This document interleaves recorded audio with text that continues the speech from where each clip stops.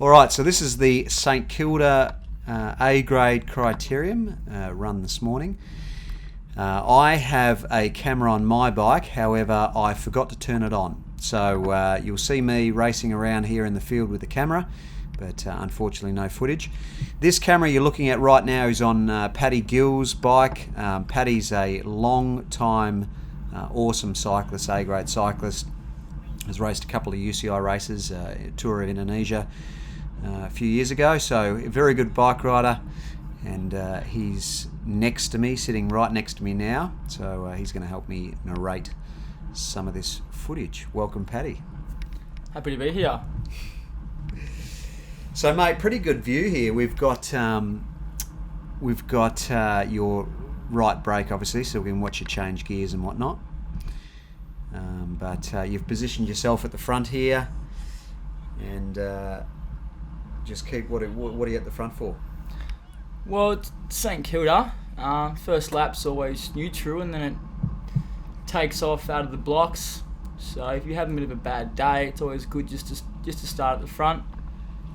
Then you can get a chance to warm up a little bit, get into the bike race, keep out of the way of crashes. The first move hardly ever goes, so you just got to sit at the front and keep out of trouble. So we're here. I'll fast forward the footage a bit. This is quite a few laps in. This is probably 15 minutes into the race, and we've got a few big hitters there. So the bunch was strung out there for a little bit, and again, I've spoken about this in previous videos. We're all sort of fattening up a bit. Everyone's sort of sitting up, and now's the critical time. You can see people moving left and right, moving forward, and the guys are diving down the inside there. So what's going on there? You reckon there's going to be an attack up the road, or? A few guys just looked like they wanted to move up and bond up the inside. Haven't gone very far. As you can see, the bunch hasn't really reacted to it. There's Fergie in front of me. Look at that, awesome dude there. Something just going all right. So I've got the camera there, you can see on the right, but I just unfortunately didn't get any footage this time, but it's all good. So you can see we've slowed down again now, bunching up into a corner. So we're going to answer some questions along the way. Hans Olive N says, how can you have a maximum heart rate of 183 beats a minute and I have over 200 and I think you are better than me? Paddy, how can you answer that? Well, look, everyone's body's different as well. I'm the same. I've got quite a high heart rate. People have a low heart rate. It's just sort of human nature. You can't really train for that. So it's not really, I don't think it's really too relevant what your max heart rate is. I think it's more your threshold, like you have your heart rate readings and whatnot, so if you get tested, you'll know your max heart rate and the zones which you should be training in. What's going on here, man? So what I've done, I've got a teammate in this brake, so I've got on the front and not put the brakes on, but I've just got in the way, opening the gap up a little bit, forcing guys to chase, and then I'll jump in the line now. So that maybe the brake might stick, but it being St Kilda, it's quite a fast race. It is very hard to get away. You can be a bit aggressive here and try and sort of just jump into the line. People aren't going to let you in. There you go, I've slotted in now. I'm quite far back and C-grade's coming up, so it's going to be a little bit hectic the next few laps. Melbourne says, Maeve and the CM team increased their lead after every day. That was the Charter Mason team last race. They had 3 guys up the road. How did they increase their lead every lap? Well, they rode quite smart. They did have 483 guys in the bike race. So they just put 3 guys up the road, and then the rest of the army was on the front just covering moves. And when you got 3 professional cyclists up the road together, it is quite hard to bring back unless you're Cavendish. So nothing much you can do about that, being a bike rider who works Monday to Friday. So as you can see now, we're back up to passing C grade. I've fallen a little bit far back here, not where you want to be. Crashes do happen. C grade are a bit wild. So we've skipped a few laps there. C grade was sort of lapping pretty fast, and there's not a huge difference in speed between C grade and A grade, just in terms of a straight line speed, but A grade have so many attacks that they tend to lap faster than the lower grades. So I think we overtook them about 4 or 5 times maybe. But here, zoomed ahead again, just to some action. Again, the camera, just a reminder, is on Patrick Gill. There's Rico Rogers. He ended up winning the race in the end.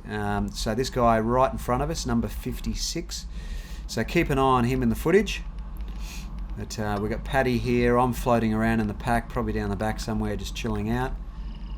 And so this corner, leading into this corner, was always a bit hairy, and sort of everyone sort of positioned themselves coming into the corner so there was no crashes. So it was a little bit more relaxed this week, excluding the last couple of laps.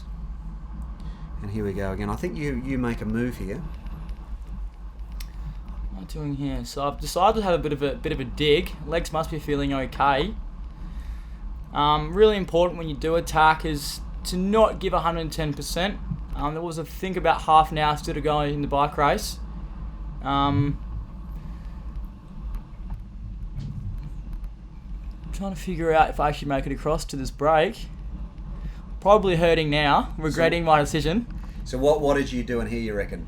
Maybe 800, 600? Oh, you'd want to close this gap as fast as possible. So Yeah. be up around, as high as it is. Watch this corner. Watch this corner.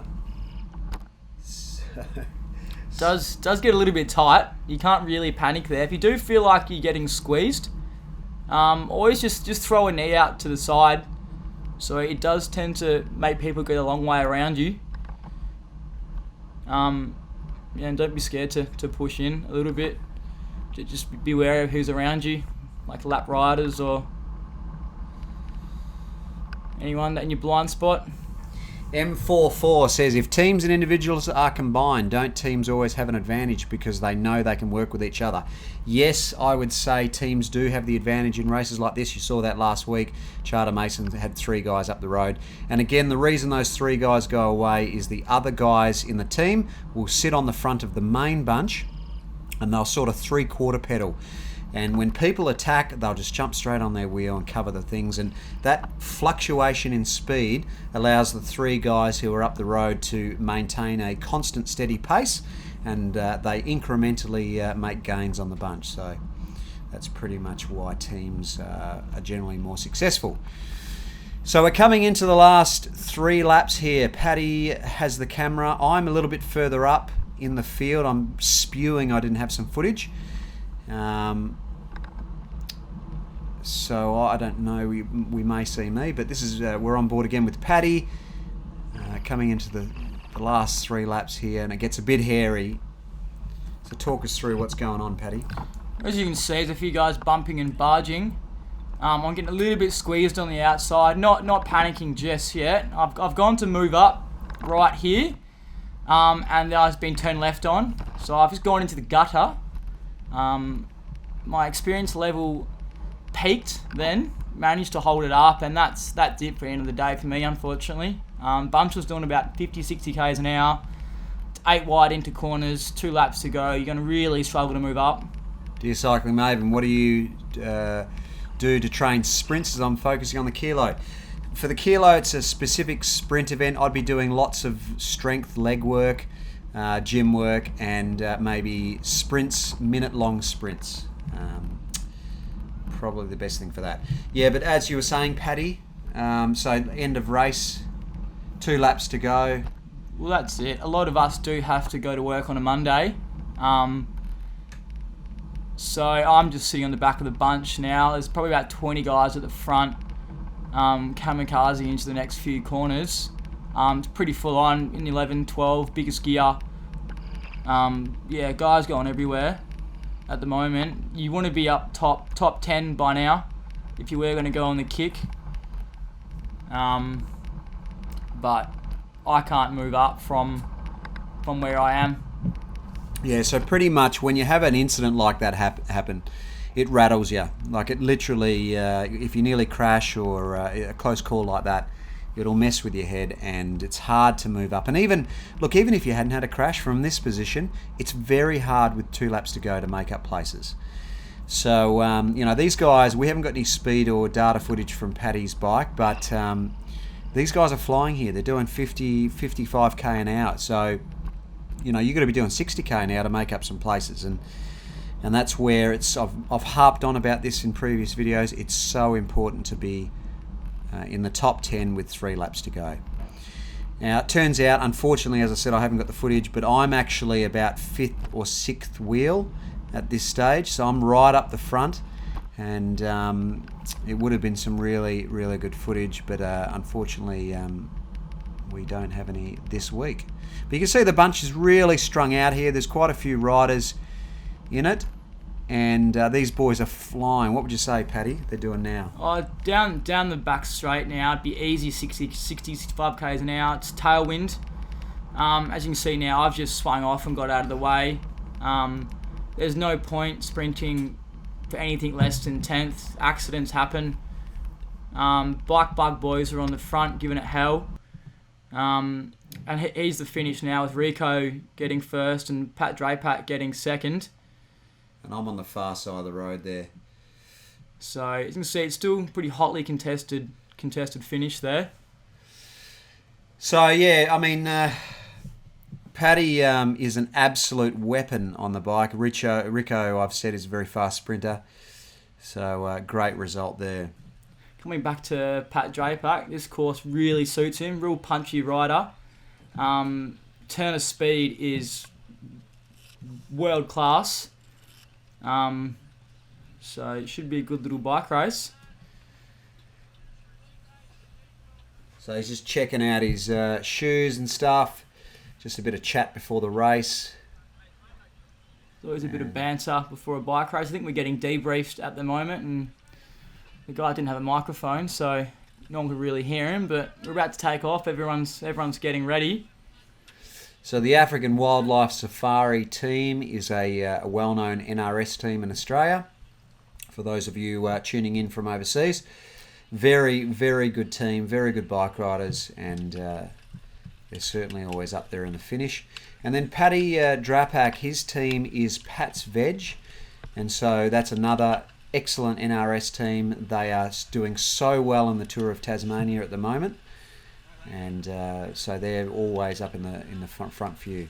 But here we go, first lap. So we're just taking off now. This is going up the hill. There's Patrick Gill. What was going on with that fella? Well, he's got out of the blocks and dropped his chain. I thought I'd give him a little help to try and put it back on just up the hill, as no one's going too fast at the moment. Had to let him go, unfortunately. Couldn't be fixed on the go, and then just jumped back in the push bike race and off I went. But a good old boy. Bit of sportsmanship. It was good to see, Paddy. Anyway, cheers. We're having a couple of beers here as we narrate this footage, so cheers, mate. Good race today. So yeah, this is the sweeper out at Hawthorn. It's quite a fast turn, sort of downhill now through this section, and then it sort of goes through a dip here. Always a little bit challenging through here because guys are drifting, and it's always a bit edgy through this section, and then you get this sort of rises slightly uphill into this final turn into the home straight. Now this turn up here coming up is a very, very sharp, slow corner. So a number of people sort of clip pedals and things through this, so it's always a bit of a challenge. You've got to be on your toes and think about it. So braking hard into this corner, and then lowering your gears as you come into the corner, and then kick out. So you don't want to be in a big gear now as you're kicking out of this, because you'll just gas your legs. Agreed? Yeah. Also, you don't want to be into too lower gear.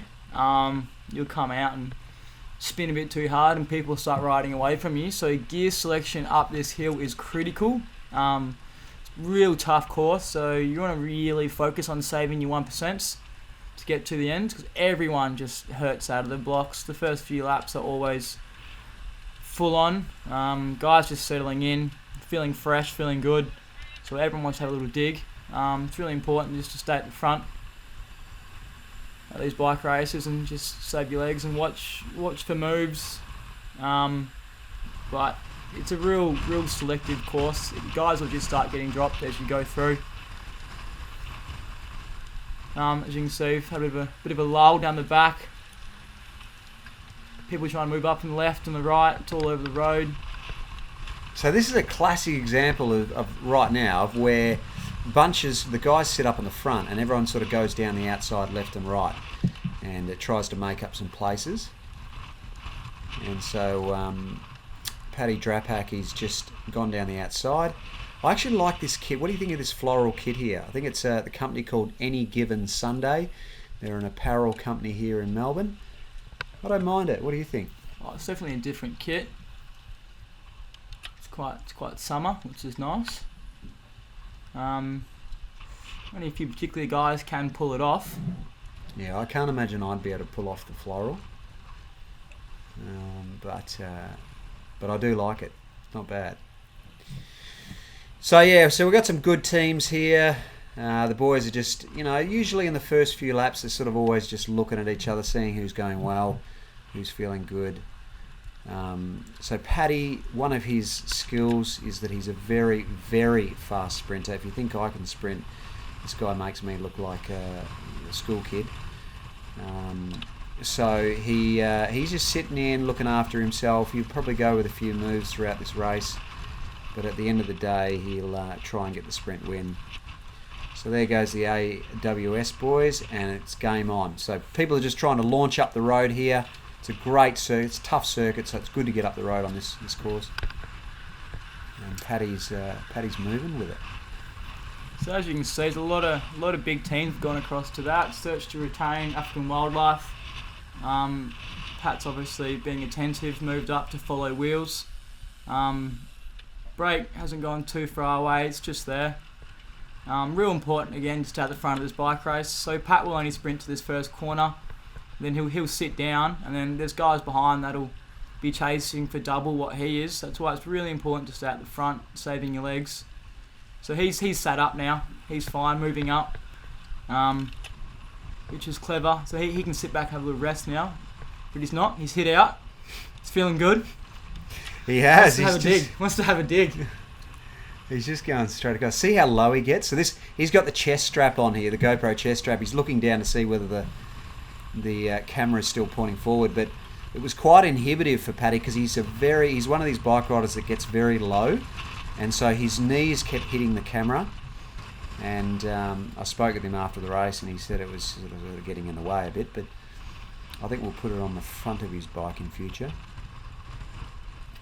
But yeah, this is interesting. The guy in front there is just slowly sort of drifting off the front. Paddy's looking to see if anyone's going to bring that back.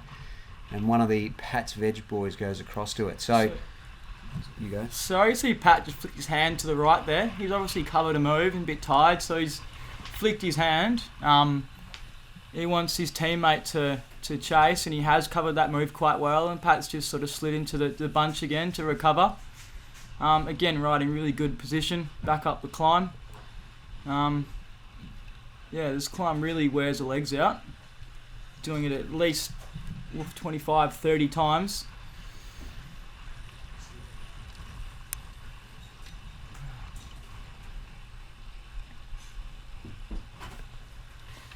Right, so we've jumped ahead. Sorry now. Pat's back up to the front. The brakes come back. There's his teammate just coming back now. So it's Pat's turn to cover the next move. So he's jumped on his teammate. Is that his brother?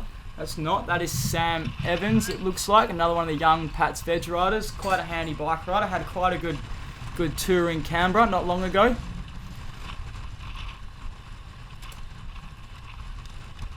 So this Sam's driving it here, and is he trying to hurt people in the bunch? Is he trying to gap people? What's he doing here, do you think? Because he's just driving it. Yeah. So is there a brake gun here? So no one's at the road at the moment. Not sure what's happening behind. Either they're in a break and they're trying to establish a gap, or he's just putting the hurt down. If you're going fit on this course, you can just get on the front and tear people's legs off. He's put Pat into a little bit of hurt here, but Pat will be fine and jump back on. So this is a good time to just sit in, save your legs, and have an attack after this goes down. You're going to be hurting, but the best time to attack is when everyone else is hurting. So, what's his name? Brendan Canty. Mate, Brendan Canty rocks up to this and just rips people's legs off. He was really fit this time last summer. I don't know how he's going at the moment, but absolutely just tall people new arseholes out here. So Paddy's come to the front here. He's on the front driving. You can see him glancing down. He's not looking at the camera. He's looking sort of between his legs and arms to see if anyone's sitting on his wheel. And it looks like there's a group of 5 riders gone away here. The guy there, the Glenn Parker boy, has just looked over. Oh, that's Sammy Davis, right. So Sam Davis has looked over at Paddy and said, look, that's me. I'm the last one. Let's go. Sam Davis. Now Sam Davis there in the Glenn Parker kit just up on the left. He came 4th in the Melbourne Warrnambool 2011. Absolute destroyer on a bicycle. So it's good to see him back in a racing after a short break. So what's he doing here, Paddy? Again, just classic tactics. He's got a teammate in the breakaway. He's just come to the corner. He's thrown the parachute out. And that brake's just instantly got a gap up the climb. And he'll just slot in now, back into the group. And hopefully that brake will put the hammer down and get a little gap. And then Pat will just be ready in case it comes back to have another attack. Yeah, so essentially these boys are just sending people up the road. I mean, if you're in a team, you really, at the end of the day, you want to send a rider up the road, and then the rest of the team sits in the main bunch and doesn't really chase, don't really push on the pedals real hard, but they spend a lot of time maybe jumping on other teams' wheels and following them. Would you agree with that? Yeah, that's it. It's quite a good little tactic, adopted by most cycling teams. So if you can see, one of Pat's teammates has just come back from the break, so now he's got no representation in the break. He'll be looking to jump on a wheel and try and get across, or maybe start a chase. So basically the tactics completely changed. I wonder what happened there. He just blew. So the thing is, it's the funny thing about this is these guys are on their absolute threshold in terms of cardiovascular output. So it doesn't take much to gas the legs or gas yourself to the point where you just go backwards. So we've skipped ahead here. I think this is 2 laps to go. This is 2 laps to go now, and so the final part of the bike race, and you can see people are diving left and right now to try and make up places, because again, as I've said many times before, you want to be at the front. So there's still a little move up the road now. So the trick is now to try and bring that back so Pat can have a sprint. He's got a teammate on the front driving it. There's not many people in Melbourne who can beat Pat up this sprint, so he's looking good so far. Although Sam Davis is not in matching kit, he'll be looking to lead out Pat in this sprint. As you can see, it's pretty full on into this corner. You're coming in at 50 plus k's an hour to almost a complete stop. But they've gone through pretty quick there. That's about on the limit. Yeah, that is on rails, basically. That's as fast as you could go through that corner. So Paddy is 3rd wheel here, and I think Sam's maybe about 5th wheel, just behind. And this guy on the left, he's just swung off, and now we have, maybe 2 riders in front. And this is the last lap. This is it. So there's one guy up the road there. He's gone solo. Big move to do. You need a big horsepower engine. There's Sam Davis back for his lead out. You need a lot of horsepower to stay away. It's a bold move, but if you're not a sprinter, it is good. So here we go on the last lap. Sam's giving it everything. So that's Sam on the front there to the left. He is driving it, and they're just trying to bring this guy back. He's maybe 4 or 5 seconds in front. Oh, not even. Pat probably thinking that was going to get back, but Pat just didn't get him on the line. We're coming into the last little corner now. Get ready for a lot of guys to be swamping. So here we go. This is it. There we go. It's another one of his teammates. I think that was his brother. That's his brother, Patrick Drapac. So last time up the hill, Pat's just going to hit turbo button here. As I said, there's not many guys that can beat him up here. You can see he's come from a long way back. His power output now would be 1400 watts easy. Easy 1500 watts. And he'd be a 60 kilo bike rider, so it's just phenomenal power. And second place, man. Awesome sprint. How is him fitting through that gap? So he's awesome. Let's have a look at that gap again. Let's just go through. And you can see him coming out of the corner here. He's on the guy's wheel and just absolutely driving it. And he's got nowhere to go. He can't go left up here, so he just sneaks through to the right-hand side. Probably chops his teammate a little bit, but that's fine. But makes it out. So that's awesome. Great bike handling skills by the guy. A move like that, you've got to commit to it. You can't half and jam your brakes on halfway through. That's when accidents sort of happen. So he's done really well. That concludes the racing for this week. We'll have some good racing for you next week. But thanks for coming, Paddy. No worries. I think we'll definitely have to have you back, mate, and chang on a little bit more. Sounds good. Thanks for having me. Let's have another beer. Cheers.